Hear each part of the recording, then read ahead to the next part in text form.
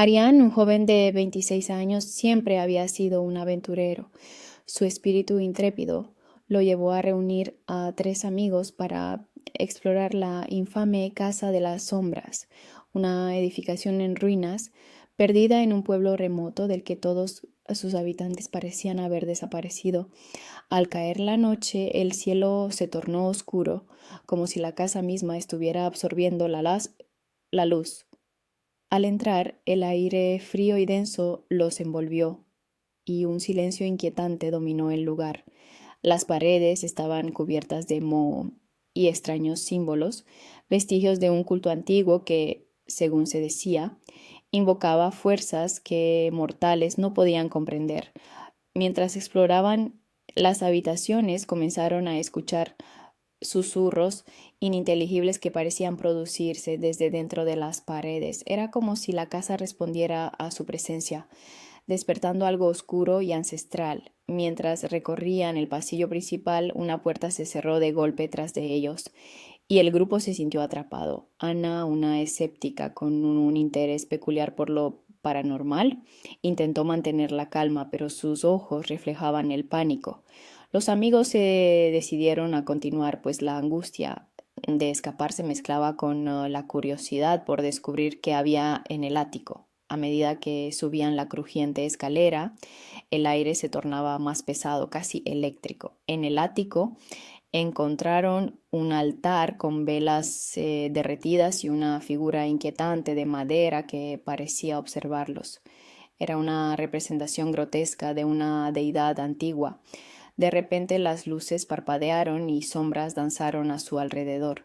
La atmósfera se volvió opresiva y un estruendo retumbó desde el fondo de la casa. Algo había despertado y no estaban solos. Arián sintió un escalofrío recorrer su espalda. Cuando giraron en dirección al ruido, vieron una silueta oscura en la entrada del ático. La figura se movía lentamente como si se acercara a ellos. En un impulso de supervivencia, intentaron salir corriendo, pero la escalera de acceso comenzó a deteriorarse y uno a uno cayeron al suelo. El pánico se apoderó del grupo y durante la balacera de gritos y confusiones una fuerza invisible parecía desatarse.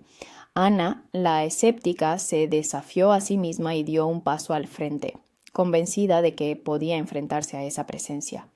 Entre gritos y lágrimas comenzó a pronunciar palabras en un idioma desconocido, como si los símbolos en las paredes hubieran cobrado vida. En ese instante la figura oscura se detuvo y un profundo silencio llenó el espacio. Pero algo en su expresión cambió. Su rostro era el de Ana, retorcido en una mueca de terror. El horror se apoderó de los demás cuando Arián comprendió lo que estaba pasando. Ana había sido poseída por la entidad que ellos mismos habían invocado. En un momento de desesperación intentaron atravesar la multitud de sombras que ahora llenaban el cuarto. Las visiones de sus peores miedos comenzaron a cobrar vida. Martín, uno de sus amigos, colapsó bajo la presión psicológica, gritando que quería salir.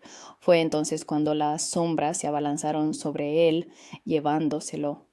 En medio del caos, Arián volvió a llamar a Ana suplicando que regresara y oía su risa, un eco distante mientras las sombras lo rodeaban. La entidad parecía alimentarse del sufrimiento de su grupo, disfrutando como un oscuro espectador en medio de una tragedia. Arián, llenándose de valor, decidió enfrentar la figura que había poseído a su amiga, pero su ataque solo fue recibido por un vacío hiriente, como si no existiera en este plano de la realidad. La casa comenzó a temblar, como si el lugar mismo estuviera vivo.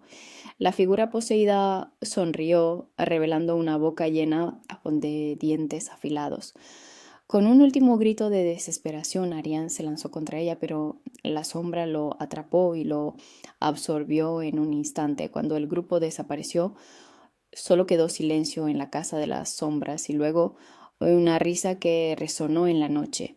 Meses después, la casa fue objeto de reportes de actividad paranormal. Nadie se atrevió a entrar, pero los susurros y las risas aún pueden escucharse desde afuera, y los desaparecidos se convirtieron en leyendas, advertencias para quienes deseen explorar lo desconocido. Y así termina esta historia, pero recuerda, lo que acabas de escuchar podría estar más cerca de la de realidad de lo que crees. Si esta historia te heló la sangre, déjame saber en los comentarios cuál fue el momento que más te impactó. Dale like si quieres más historias como esta y suscríbete